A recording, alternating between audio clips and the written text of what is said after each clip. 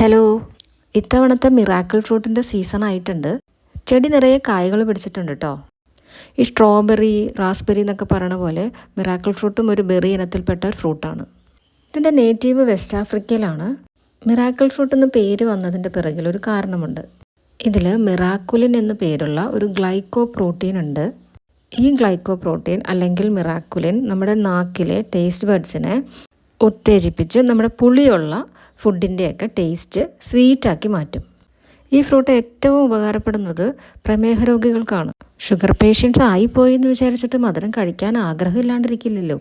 അങ്ങനെയുള്ള ആൾക്കാർക്ക് ഭക്ഷണം കഴിക്കുന്നതിന് മുന്നേ 2-3 മിറാക്കിൾ ഫ്രൂട്ട് കഴിച്ചിട്ട് പിന്നീട് ഫുഡ് കഴിക്കുകയാണെങ്കിൽ ആ കഴിക്കുന്ന ഫുഡ് എല്ലാം മധുരമായിട്ടാണ് അവർ ഫീൽ ചെയ്യുന്നത്. ഈ ഫ്രൂട്ട് കഴിച്ചു കഴിഞ്ഞിട്ട് പച്ചവെള്ളം കുടിച്ചാൽ പോലും പച്ചവെള്ളത്തിന് മധുരമായിരിക്കും. ആ ഒരു മധുരത്തിൻ്റെ എഫക്റ്റ് 1 മണിക്കൂർ മുതൽ 1.5 മണിക്കൂർ വരെ നാക്കിൽ തന്നെ ഉണ്ടാവും.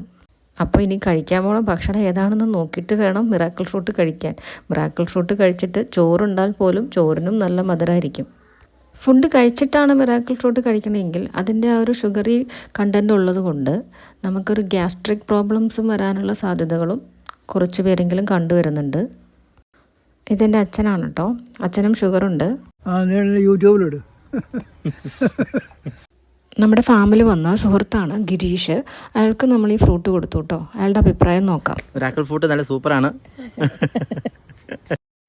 ഗിരീഷിൻ്റെ മക്കൾക്കും കഴിക്കാൻ വേണ്ടി നമ്മൾ നിറയെ മിറാക്കിൾ ഫ്രൂട്ട് കൊടുത്തു വിട്ടിട്ടുണ്ടായിരുന്നു. ചില ആൾക്കാർക്ക് ചില ഫുഡിനോട് അലർജി ഉണ്ടാവില്ലേ, നിലക്കടല, സോയ, അങ്ങനെ അലർജിയുള്ള ആൾക്കാർക്ക് ചിലപ്പോൾ മിറാക്കിൾ ഫ്രൂട്ടിനോടും അലർജി ഉണ്ടായേക്കാട്ടോ. നമ്മുടെ ഫാമിലി മിറാക്കിൾ ഫ്രൂട്ട് വെച്ചത് ഒരു കൗതുകത്തിൻ്റെ പുറത്താണ്. പിന്നീട് ഇതിനൊരു ഗുണമില്ലാന്ന് കരുതി പറിച്ച് കളയാൻ വേണ്ടി ഇരുന്നതാണ്.